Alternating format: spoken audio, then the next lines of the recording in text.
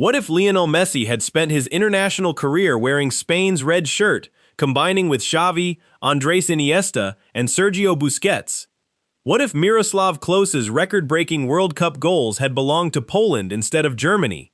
What if Jamal Musiala had stayed beside Jude Bellingham in England's midfield, or Diego Costa had entered the 2014 World Cup wearing Brazil's yellow jersey? Today, we're counting down 10 World Cup stars who could have represented another country before making the decision that shaped their international careers. Some were born in the other country, some played for its youth teams, and others were directly approached before choosing a different shirt. The biggest question is not simply where these players were born, but why they chose one country when another was still waiting. Which decision changed World Cup history the most?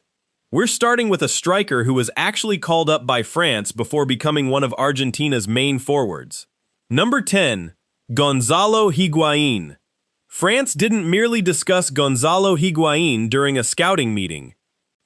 In November 2006, Raymond Domenech named the 19-year-old River Plate striker in his squad for a friendly against Greece. Higuain had been born in Brest, France, in 1987 while his father was playing there. His family returned to Argentina when he was still a baby, but Higuain held a French passport and could have represented France. Domenech had just taken France to the 2006 World Cup final, so the invitation showed that France genuinely wanted him. Higuain declined the call because he didn't see France as the country he wanted to represent. When he later explained the decision, he didn't talk about tactics, playing time, or competition for places. "It's a choice from my heart," he said. "All my friends, my family, and my football are from over there." The word "there" meant Argentina, the country where he had grown up and built his career. The match against Greece was only a friendly, so playing in it wouldn't necessarily have ended his chance of representing Argentina. Higuain avoided making a rushed decision and waited until he was ready to choose. On October 10, 2009, he played against Peru in World Cup qualifying and scored in an important Argentina victory. After that match, a future with France was no longer possible. Higuain went on to appear at the 2010, 2014, and 2018 World Cups. He scored a hat-trick against South Korea in 2010 and helped Argentina reach the 2014 World Cup final. France later built its attack around Karim Benzema, who also played alongside Higuain at Real Madrid. It's easy to picture the two of them leading France together, although nobody can know whether that partnership would have changed the country's results. France gave Higuain the first senior invitation, but he chose the country where his family, friends, and entire football life were waiting. Number 9. Ivan Rakitic. Switzerland didn't discover Ivan Rakitic after he had already become a star. The country had selected him at U17, U19, and U21 level and expected him to continue into the senior national team. Rakitic was born in Rheinfelden, Switzerland in 1988 and grew up inside the Swiss football system.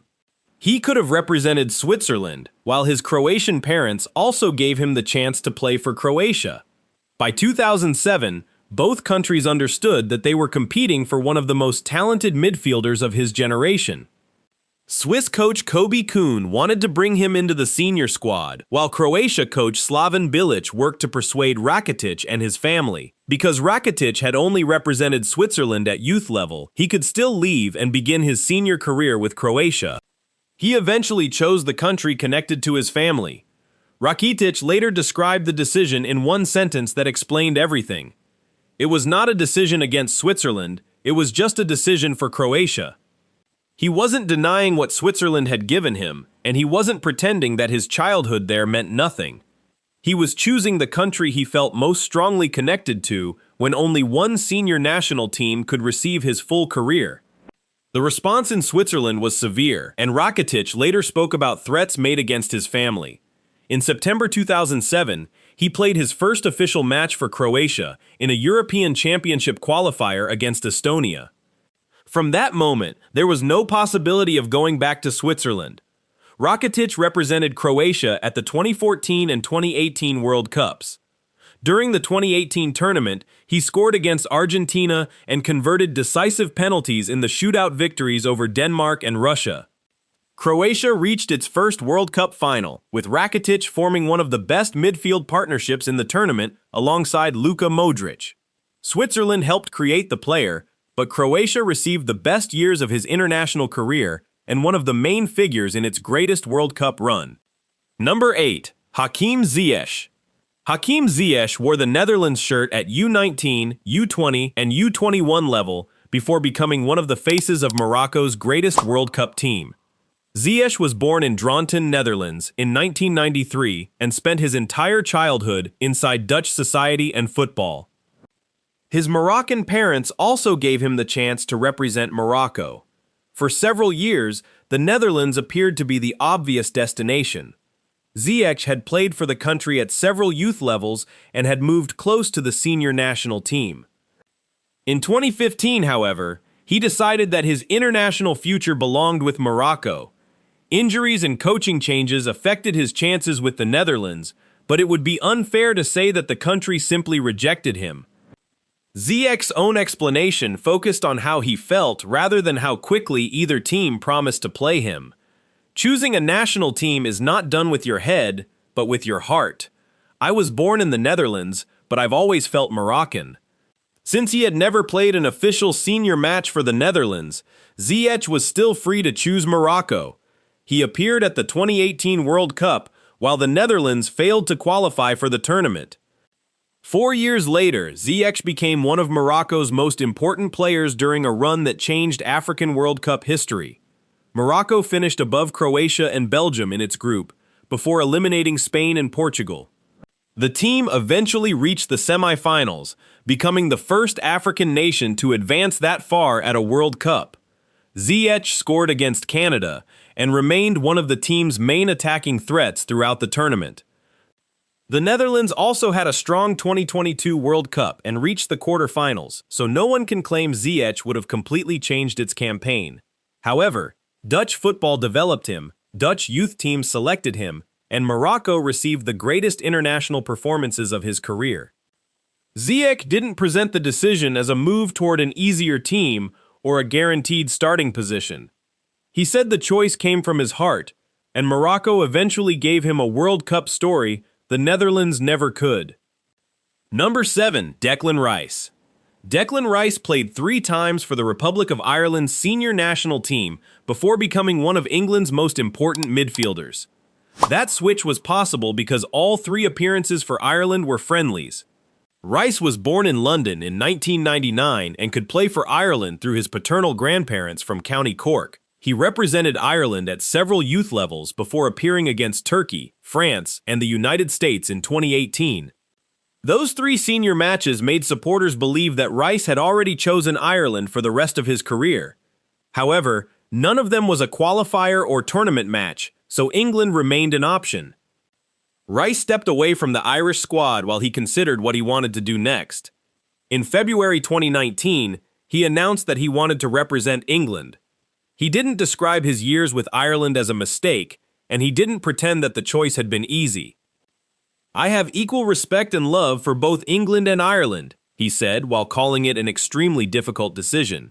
FIFA confirmed the move in March 2019. Later that month, Rice appeared for England in a European Championship qualifier against the Czech Republic. Once he played that match, there was no possibility of returning to Ireland. The anger among Irish supporters was understandable because Rice had spent years inside the country's youth teams and had already appeared for the senior side.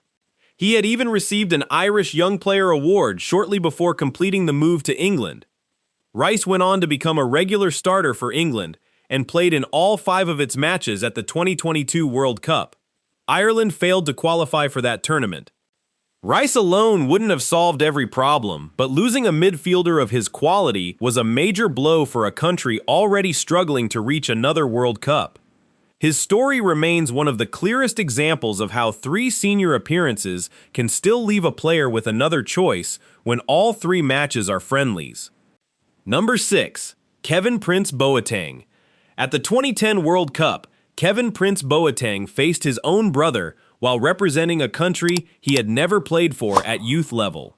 Jerome Boateng wore the white shirt of Germany, while Kevin Prince represented Ghana. Kevin Prince was born in Berlin in 1987 to a German mother and a Ghanaian father.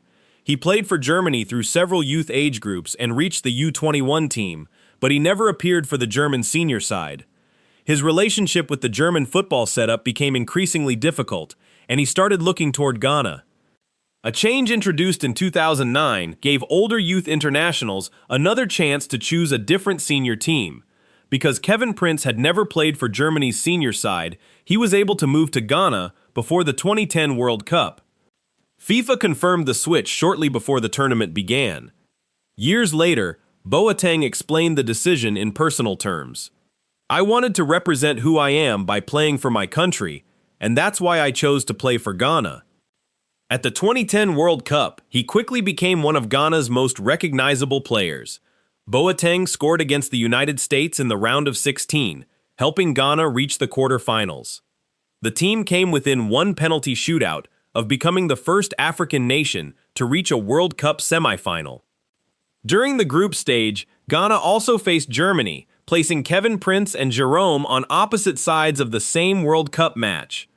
The brothers met again in 2014 when Germany and Ghana were drawn into the same group for a second time. Jerome later became a world champion with Germany, while Kevin Prince's Ghana career became shorter and more difficult. However, the 2010 tournament gave Kevin Prince a permanent place in Ghanaian and African World Cup history.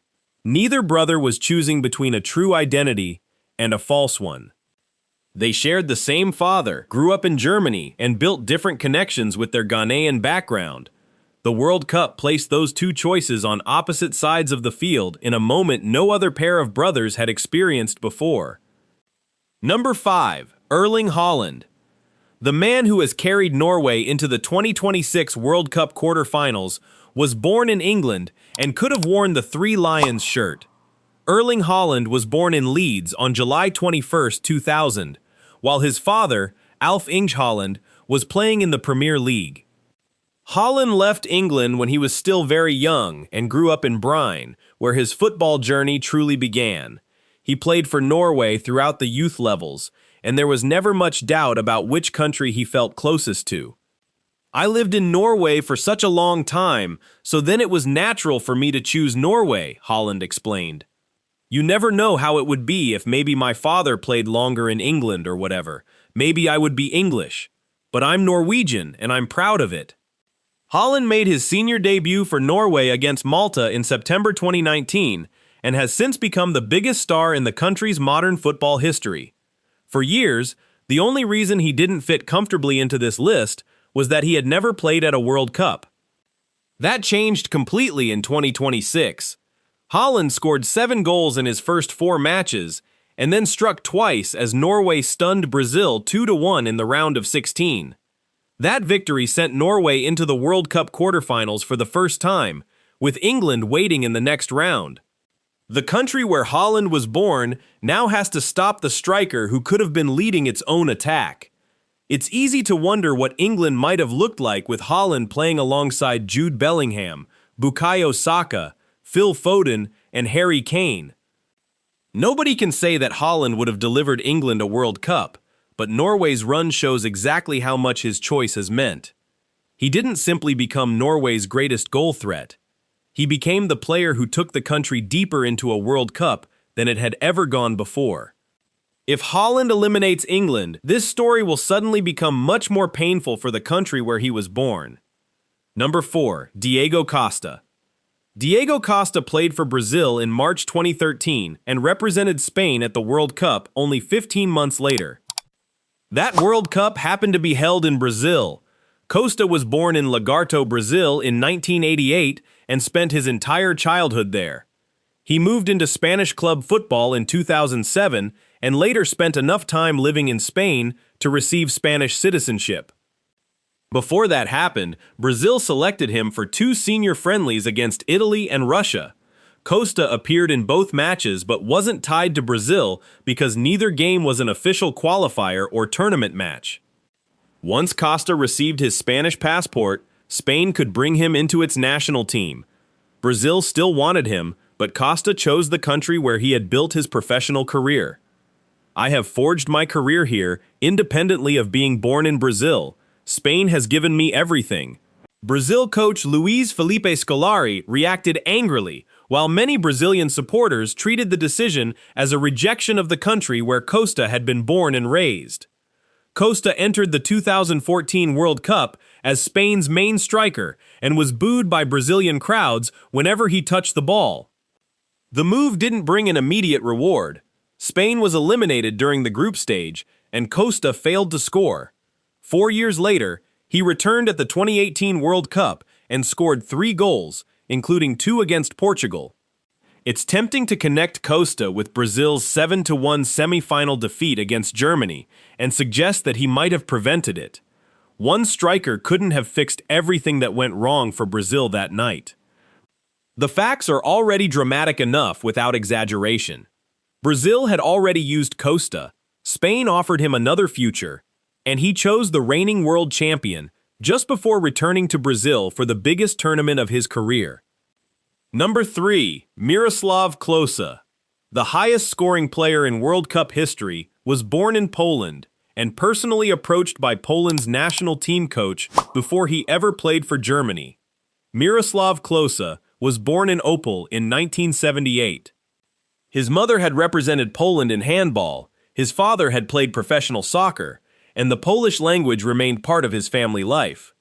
Klose moved to Germany as a child, while his family's German background also gave him a strong connection to the country.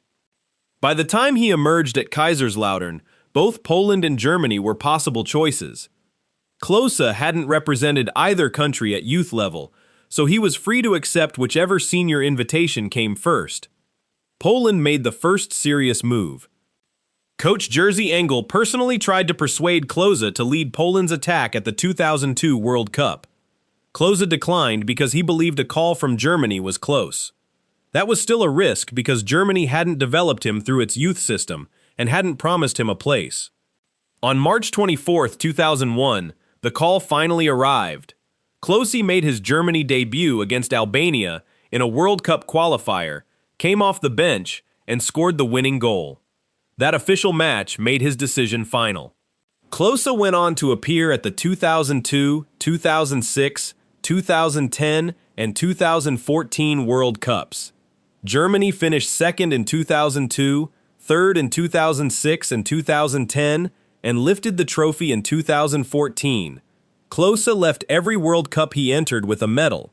He scored 16 World Cup goals and broke Ronaldo's record during Germany's 7-1 semi-final victory over Brazil in 2014. The contrast with Poland is difficult to miss. Poland went out during the group stage in both 2002 and 2006, then failed to qualify for the 2010 and 2014 tournaments. Klose alone wouldn't have guaranteed Poland a deep World Cup run. However, Poland had a genuine chance to secure him before Germany did, and the striker it missed became the leading scorer in World Cup history. His decision gave Germany 4 World Cup medals, 1 championship, and a tournament record that may survive for many more years. Number 2. Jamal Musiala. England didn't lose Jamal Musiala because it noticed him too late. The country helped raise him, trained him at Chelsea, selected him through several youth levels, and used him in U21 qualifiers only months before he chose Germany. Musiala was born in Stuttgart in 2003 to a German mother and a British-Nigerian father. He moved to England as a child, grew up around London, and spent most of his youth career at Chelsea. England had played an important role in his development, while Germany remained the country of his birth and his mother's nationality. Musiala represented England at several youth levels, including the U21 team in November 2020. Those matches didn't stop him from choosing Germany before beginning his senior international career. By early 2021, England and Germany were both trying to convince one of Europe's brightest young players. Joachim Löw spoke directly with Musiala and showed him how quickly he could enter Germany's senior squad. England also wanted to keep a player who had grown up alongside its new generation. Musiala never pretended that the decision had been simple. "I have a heart for Germany and a heart for England," he said. "I listen to the feeling that it is the right decision to play for Germany." Musiala announced his choice in February 2021 and made his Germany debut against Iceland 1 month later. He later played at the European Championship, making it clear that England was no longer an option. At the 2022 World Cup, Germany was eliminated during the group stage, but Musiala was still one of the team's most dangerous players. The alternative England team is easy to picture. Musiala could have played alongside Jude Bellingham, Bukayo Saka, and Phil Foden in the same generation. That group wouldn't automatically have won a trophy, but England would have gained another player who could dribble through pressure and create chances in crowded areas.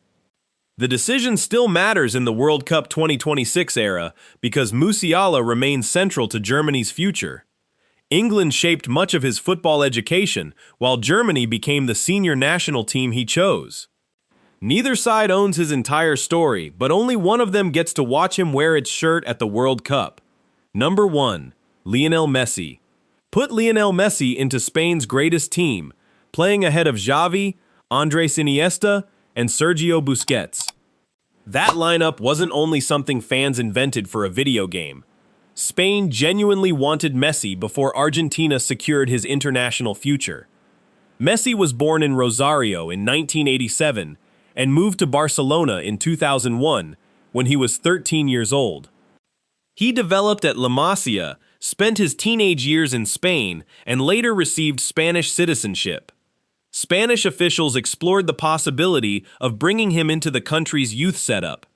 Argentina understood that it could lose one of its most gifted young players and moved quickly to involve him in its U20 program. Messi's first youth appearances for Argentina in 2004 came in specially arranged friendlies, so those matches didn't settle his future by themselves. He later played in official youth competition and won the 2005 FIFA World Youth Championship with Argentina. Messi made his senior debut against Hungary on August 17, 2005, although that match was also a friendly. His decision became final on September 3, 2005, when he appeared against Paraguay in World Cup qualifying. By then, Spain had lost its chance. Messi later confirmed that Spain's interest had been real. "I always said that I wanted to play for my national team because I love Argentina," he said. "These are the only colors I want to wear." Those words matter because Spain's connection to Messi went far beyond a passport or a place where he briefly lived.